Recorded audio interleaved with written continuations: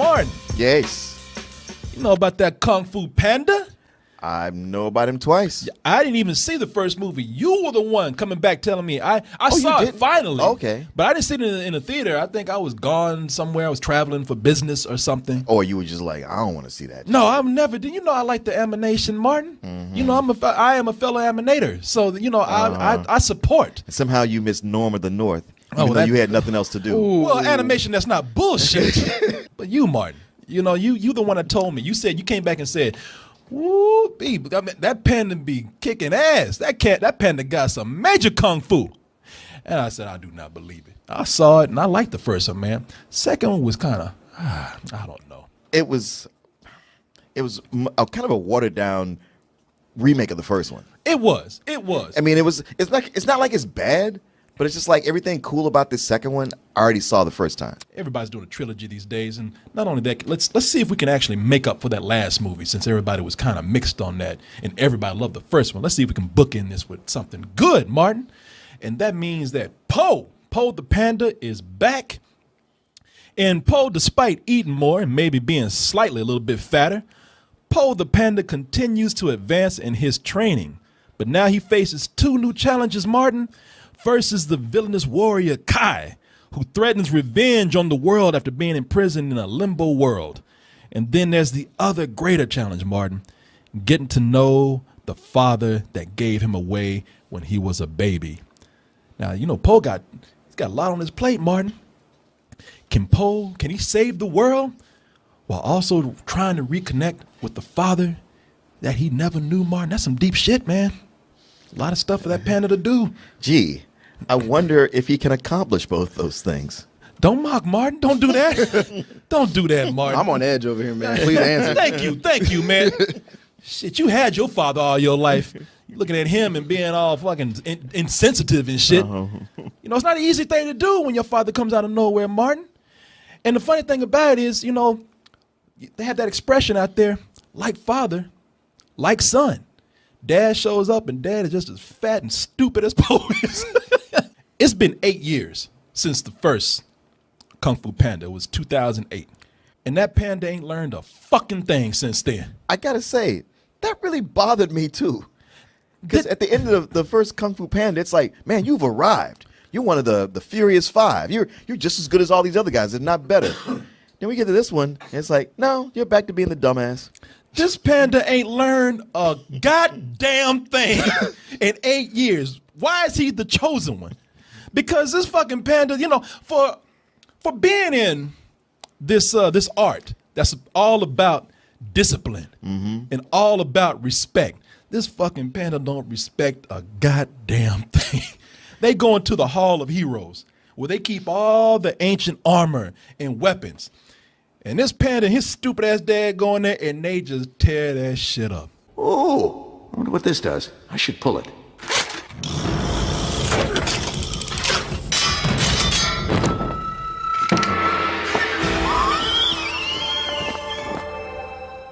Damn, he just came on us. He really did. There's panda semen all over the floor right now. That is his old face for sure. Yeah, y'all want to make some more pandas? Just mop up that floor right there. Get a turkey base to soak that shit up. Does he have CTE? Like, did he forget all of his training? What happened? I don't know. I know y'all looking at me like I'm great, like it was a fucking cartoon panda. But come on, you know, stay consistent. I thought maybe it's one of those Justin Bieber things where the dad comes back after all these years and you're like, well, I want to hang out and show him a good time and take him to strip clubs and get arrested. No, impress it him. ain't that. This panda's been fucking retarded since last. So you don't hang around your own house and destroy it. You go out and do that. Yeah. Recognize the voice of the dad, though? I did not. I was about to ask who was that. Bryan Cranston. Oh, okay. Who actually does pretty well at the voice. Yeah, he is pretty good at it. Yeah. And, you know, I know it's y'all saying, man, come on, look, it's for kids. It's a fucking cartoon panda. Who really cares? It's not like this is real martial arts or anything. It's not even real people. But let's take it from a movie perspective right here. What bugs me about this is that it would be nice to have some sort of character development right here, but they're only keeping this panda clumsy so that they can go for the cheap jokes. Just have him fall, knock over shit, always do something stupid where he's bumbling over himself and fumbling over himself. It's to get the cheap laughs out of the kids. It's not really anything clever. And like I said, they could actually make this panda at some point, be consistent with his training, just for the story's sake, for the older kids and the family people that are there, for the adults. But they don't do it. And that's actually something that, for me, is a problem with a lot of the characters in the film. It seems to be that there are things there for a laugh and not much else. And when I say, not only some of the jokes, but also some of the characters. You have Kate Hudson in here. It's funny because I'm hearing a lot of people say, wow, Kate Hudson, this is great. They're raving about Kate Hudson being a panda named May or Mimi or whatever. She's a panda ribbon dancer. Mm-hmm. She doesn't really have that much to do in the movie. No, she doesn't. If you think about it. I know. And when I say that they don't do much with the characters, it's the same thing with the villain. Now, I give it to Kate Hudson. She's having a lot of fun with this character. She's having a lot of fun. She's having more fun being a panda than a human. I ain't seen her have this much fun in a long time. I wish they would just do something with it because it seemed like the voice actors are enthusiastic about doing this. They know they're in the franchise. They know they're going to start getting that panda money now. Right. They're going to be a Kung Fu Panda 4. And they're going to try to be back, all these characters, because they know DreamWorks, that's what they do. They get people to come in for the voices. Not so much for the characters. DreamWorks has always, from inception, always been about the celebrities. Yep. It's like, hey, it's Steven Spielberg. He's got a lot of friends who owe him favors or want to work with him, and he can pull in all the big names. Yeah, if Spielberg calls, you going. Yeah. I mean, honestly, it's overkill to have Angelina Jolie do a voice for one of these characters. Like her and David Cross on the same level. I'm going to get into that in a minute, because one of the new voices they have in addition to Kate Hudson, they got the villain. The villain, Mai, that I tell you, or Kai, whatever, who's nothing but a big ass fucking ox who's mad about. I don't even know what he's mad about. They kept him somewhere and he broke out. He was like, he was in the spirit world. He broke out and And the spirit world don't seem so bad. In fact, I don't even know why he's mad, because all he does is like crack jokes most of the time, which makes him not that much of a threat. I know you don't want to scare the kids because this really is geared towards the small ones. But let me feel like something is in danger here. Don't let me feel like this is the fucking Ox Comedy Hour. Kai has returned!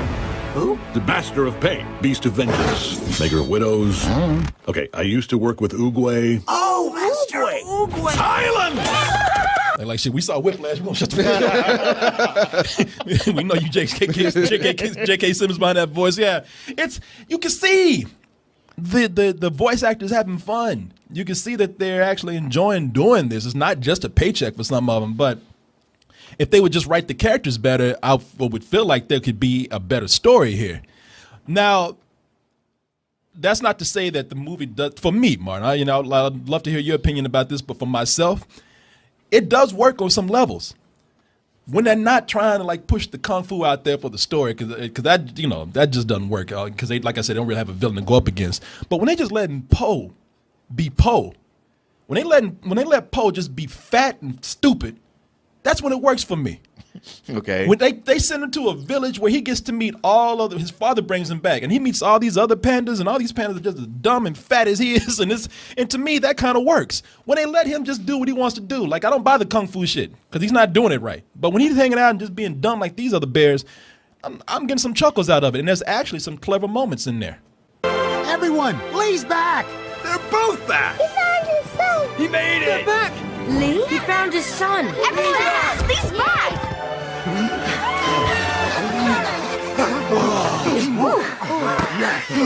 See, I laughed at that shit. I thought that was funny. I was pandas like, fuck shit. Fuck Post. Come on over here and meet us, man. For real, man, because the fat jokes, I ain't trying to do this right now, but they wore thin. The hell Really you early. didn't try to do that? No, The hell you didn't try to do that? Even Poe's like, come on, man. I swear. Poe's like, what the fuck, man? And you gonna criticize me? You look just like me, but a baby. You're like me, but old. You're like me, but fatter. You're like me, but with a hat. You know, I want to say it, but more retarded. Mentally, Mentally challenged. See, that was funny because it was a fat joke.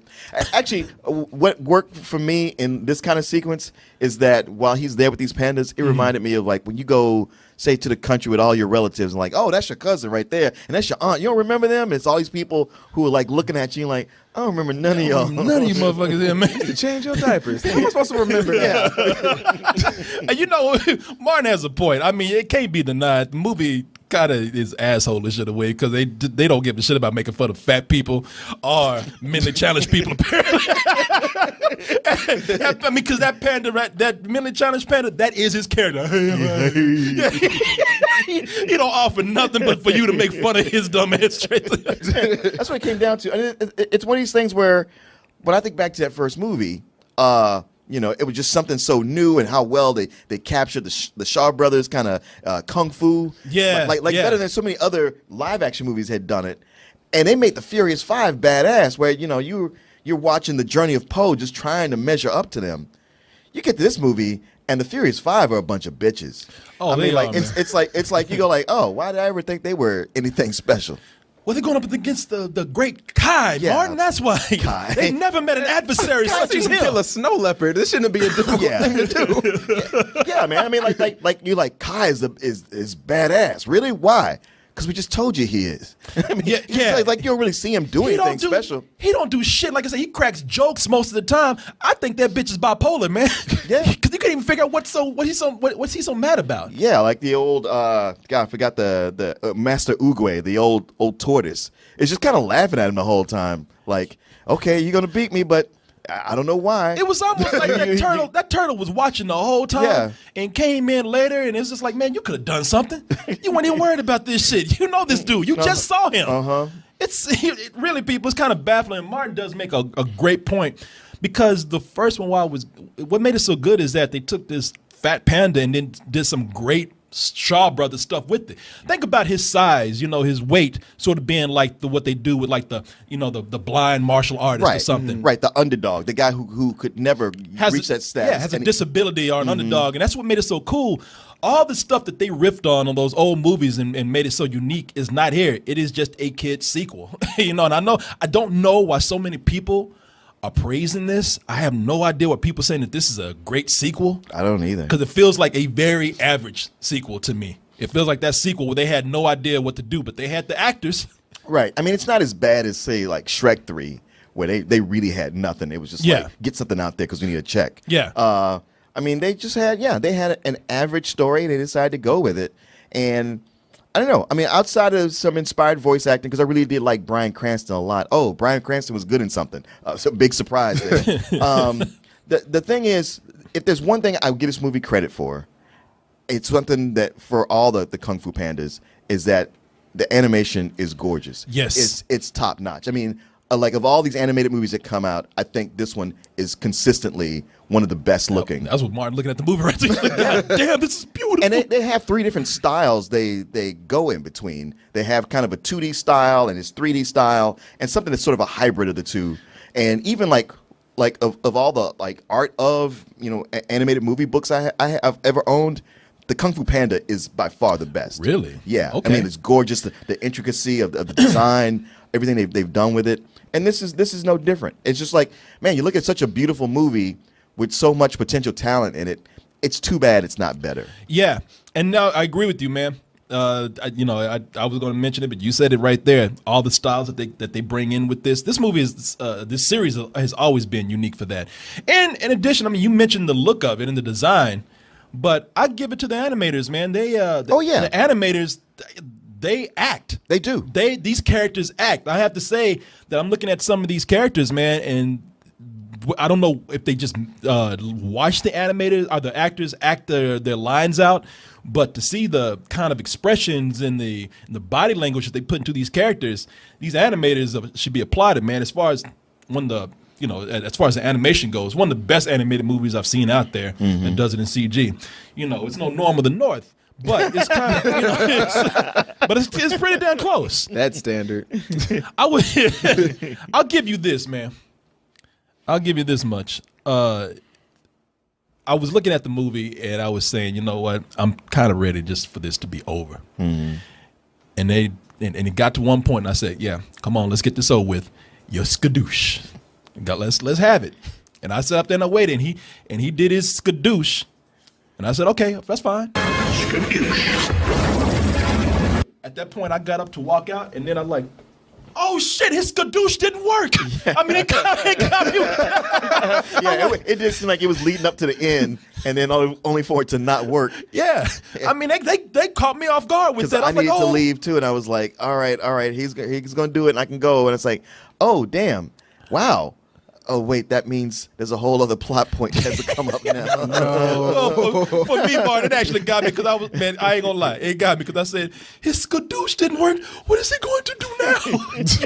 His other skadoosh. Kind of, yeah. He's out of skadooshes. Y'all are like letting this shit slide because you don't want to hurt the kids. And I understand that a lot of people are really being enamored and drawn in by the beauty of this film.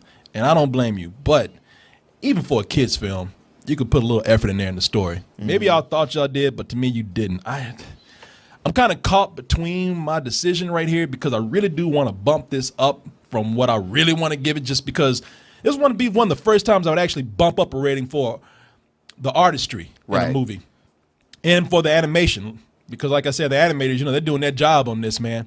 I almost want to give this, I'm caught between a rental and a very low matinee.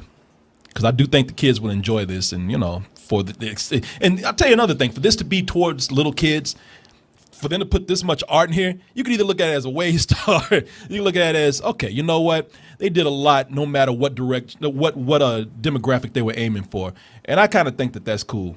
Somebody said, just make up your fucking mind, Corey. You know what? I was about to say I'm confused. You know what? I'm just gonna go. I'm gonna be nice.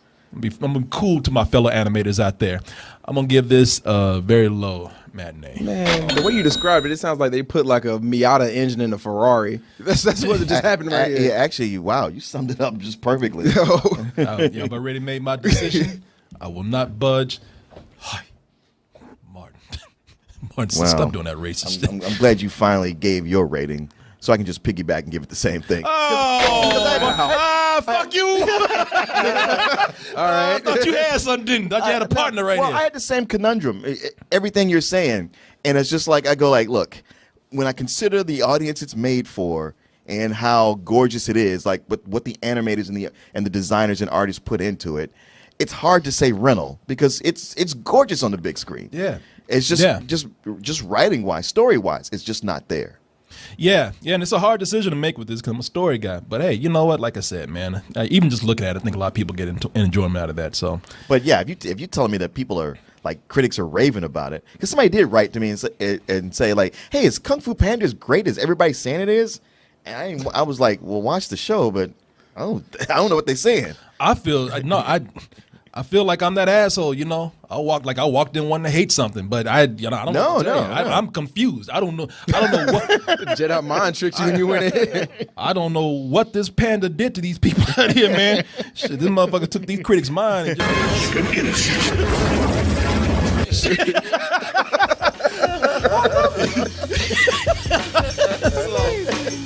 Wow! Yeah, get some of that skadoosh out.